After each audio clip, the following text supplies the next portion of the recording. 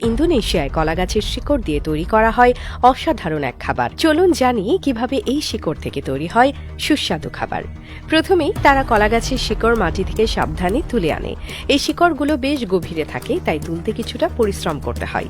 শিকড়গুলো মাটি থেকে তুলে আনার পর খুব ভালোভাবে ধুয়ে পরিষ্কার করা হয়, যাতে কোনো ময়লা বা অপদ্রব্য না থাকে। পরিষ্কার করার পর এই শিকড়গুলো ছোট ছোট টুকরো করে কেটে নেওয়া হয়।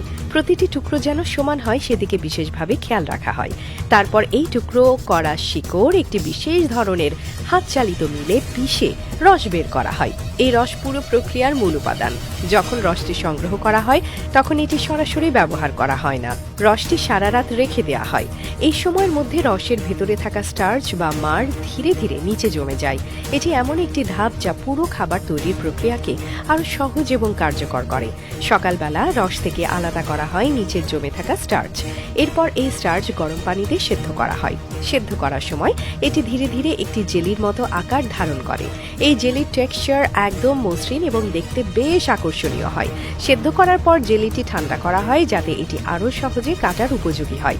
জেলি ঠান্ডা হওয়ার পর এটি ছোট ছোট পাতলা স্ট্রিপ আকারে কেটে নেওয়া হয়। এই স্ট্রিপগুলো শুধু দেখতে সুন্দর নয়, খেতেও দারুণ মজাদার। তবে এখানেই শেষ নয়। এই স্ট্রিপগুলোর উপরে মশলা এবং চাটনি যোগ করে পরিবেশন করা হয়। মশলার ঝাঁঝ আর চাটনির টক মিষ্টি স্বাদ পুরো খাবারটিকে এক অন্য উচ্চতায় নিয়ে যায়। ইন্দোনেশিয়ায় এই খাবারটি একটি জনপ্রিয় স্ন্যাক্স হিসেবে খাওয়া হয়।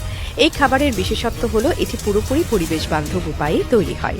কলাগাছের শিকড়, যা সাধারণত ফেলনা হিসেবে ধরা হয়, সেটিকে কাজে লাগিয়ে এমন একটি সুস্বাদু খাবার তৈরি করা সত্যিই অসাধারণ। এর মাধ্যমে তারা দেখিয়েছে প্রাকৃতিক সম্পদের সঠিক ব্যবহারে কিভাবে নতুন কিছু সৃষ্টি করা যায়।